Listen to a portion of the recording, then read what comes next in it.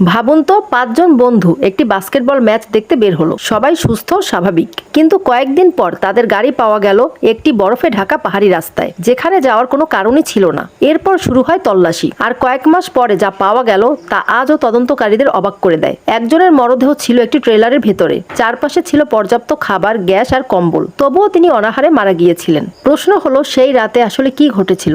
আজ আমরা জানবো পৃথিবীর অন্যতম অমীমাংসিত রহস্য ইউবা কাউন্টি 5 সম্পর্কে। সাল 1978, যুক্তরাষ্ট্রের ক্যালিফোর্নিয়ায় 5 বন্ধু বাস্কেটবল ম্যাচ দেখে বাড়ি ফিরছিল। পরদিন তাদের নিজেদের একটি টুর্নামেন্ট ছিল, তাই সবাই দ্রুত বাড়ি ফেরার কথা ছিল। কিন্তু তারা আর কখনোই বাড়ি ফেরেনি। তাদের গাড়ি পাওয়া যায় পাহাড়ের অনেক উপরে, আর সবচেয়ে অদ্ভুত বিষয় হলো রাস্তা ছিল সম্পূর্ণ বরফে ঢাকা। গাড়ি একদম ঠিক ছিল, স্টার্টও নেওয়া যেত, গাড়িতে পেট্রোলও ছিল, অর্থাৎ গাড়ি নষ্ট হয়নি। তাহলে 5জন বন্ধু হঠাৎ গাড়ি ছেড়ে কয়েক কিলোমিটার হাঁটতে শুরু করলো কেন? কয়েক মাস পরে প্রথমে কয়েকজনের মরদেহ পাওয়া যায়, এরপর একটি বন বিভাগের ট্রেলারের ভেতরে পাওয়া যায় আরো একজনকে। সবচেয়ে রহস্যের বিষয় ছিল সেখানে প্রচুর ক্যানজাত খাবার ছিল, কম্বল ছিল, গ্যাস ছিল, কিন্তু সেগুলোর বেশিরভাগই ব্যবহার করা হয়নি। তদন্তে জানা যায় তিনি কয়েক সপ্তাহ বেঁচে ছিলেন। প্রশ্ন হলো, খাবার সামনে থাকা সত্ত্বেও তিনি কেন না খেয়ে মারা গেলেন?